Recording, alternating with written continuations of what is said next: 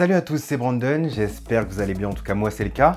Et aujourd'hui on compare l'iPad Air à l'iPad Pro. Lorsqu'Apple a annoncé son nouvel iPad Air, la première question que tout le monde s'est posée c'est: faut-il choisir cet iPad Air ou plutôt l'iPad Pro? Car au final, quand on regarde bien, le design est similaire, les specs sont similaires, il y a un Smart Connector, l'Apple Pencil 2, plus de couleurs, et un prix de départ 240 € moins cher. Du coup, est-ce que l'iPad Pro est 240 € meilleur ou est-ce que cet iPad Air peut suffire à la plupart des gens? Eh ben, c'est ce qu'on va voir dans cette vidéo, juste après le message du partenaire du jour, Clink. Clink est une assurance 100% en ligne pour les produits high-tech et elle s'adapte vraiment à nos besoins. Je souscris à Clink sur le site et ensuite tout se passe sur l'application, comme par exemple l'activation ou les déclarations de sinistre. Je sélectionne mes produits que je souhaite assurer, je peux choisir pour chacun d'entre eux l'option standard ou à la demande. À la demande, ça veut dire que je peux activer et désactiver l'assurance à tout moment avec le bouton on-off de l'application. Et bien évidemment, quand c'est off, je ne paye pas, ce qui signifie que je paye uniquement ce que j'utilise. Alors, tu peux assurer tes smartphones, tes tablettes, tes appareils photo, tes laptops, ton vélo. Tous les appareils électroniques peuvent être assurés un jour par-ci, une semaine par-là, un an par-là.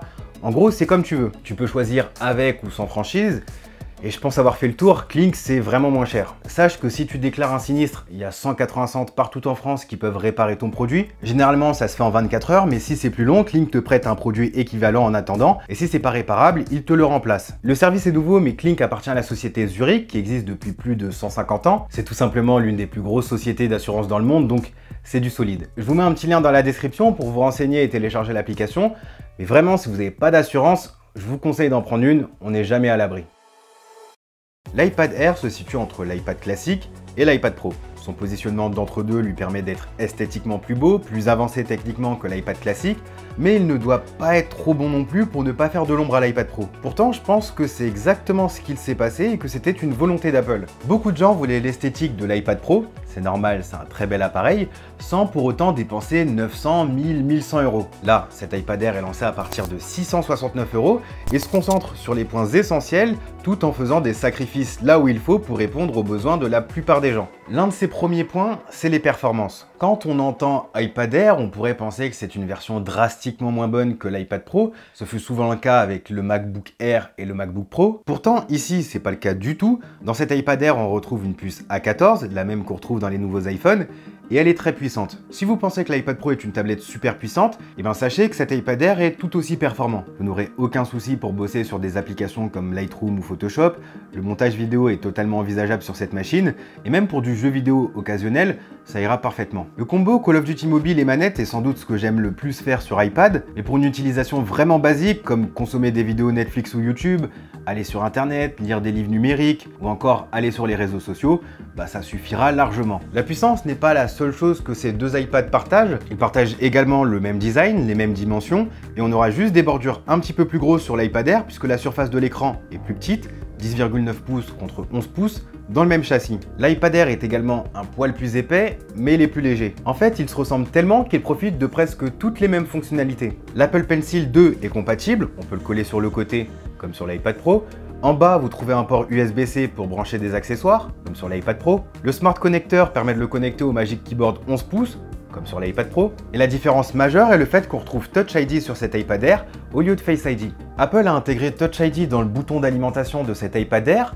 Ça fonctionne, mais j'avoue préférer Face ID. Pour le coup, je trouve Touch ID moins transparent et moins pratique au quotidien que Face ID. Je me laisse souvent tromper par ce design qui me rappelle l'iPad Pro. Du coup, il m'arrive de glisser sur la barre d'en bas et d'espérer que ça se déverrouille. Puis je me souviens qu'au final, il n'y a pas Face ID, donc il faut que je pose mon doigt, ça prend un petit peu plus de temps. C'est un processus un peu moins transparent. Mais bon, par rapport à la période compliquée que nous vivons actuellement, je pense que Touch ID au bureau, ça peut se montrer beaucoup plus pratique que Face ID, parce que reconnaissance faciale et masque, ça fait pas bon ménage. Des différences, on a d'autres. L'écran de l'iPad Air est en 60 Hz au lieu du 120 Hz qu'on retrouve sur l'iPad Pro, ce qui fait que c'est un petit peu moins fluide. Et autant sur un petit écran d'iPhone, je trouve pas ça indispensable, autant sur un grand écran, quand on a l'habitude de l'iPad Pro, eh ben on remarque que c'est pas aussi fluide. Après, au-delà du fait que c'est vraiment fluide sur l'iPad Pro, ça dépendra beaucoup de ce que vous faites sur votre iPad. Par exemple, si vous utilisez votre iPad pour le dessin, vaudra mieux se diriger vers l'iPad Pro dont la réponse tactile est plus réactive. Sinon, dans la plupart des cas, comme le traitement de texte, la navigation web, la consommation de contenu et même la plupart des jeux vidéo, je pense que cet iPad Air sera amplement suffisant. Et puis en parlant d'écran, il faut aussi qu'on parle de luminosité et consommation de contenu. Pour ce qui est de la luminosité, l'écran de l'iPad Pro est un petit peu plus lumineux, ce qui sera pratique en extérieur par exemple. Et puis sachez que sur l'iPad Pro, il y a 4 haut-parleurs stéréo, alors que sur l'iPad Air, il n'y en a que 2.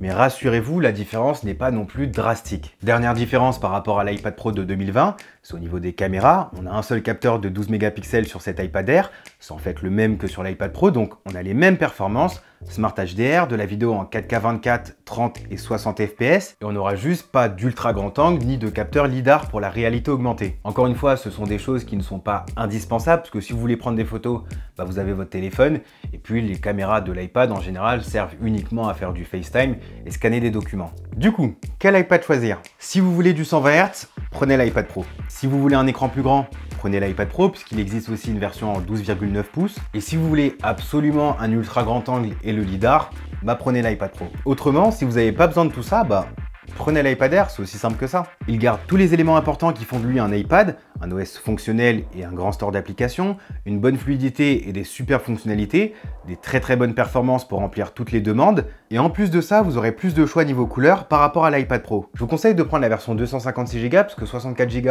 en 2020, ça risque d'être un petit peu ric-rac si vous prenez énormément de vidéos ou si vous téléchargez beaucoup de contenu. 256 Go, ça devrait être assez future-proof, et puis surtout, ça reste toujours moins cher que la version de base de l'iPad Pro à 128 Go. Après, j'imagine que si on envisage l'iPad Air, c'est peut-être pour faire quelques économies.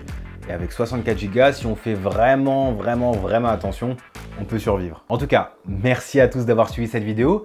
Si elle vous a plu, je vous invite à me soutenir à travers les likes, les commentaires et les partages. Je vous invite également à vous abonner et à activer la petite cloche de notification pour être prévenu lorsque je sors une nouvelle vidéo. Quant à moi, je vous dis à la prochaine.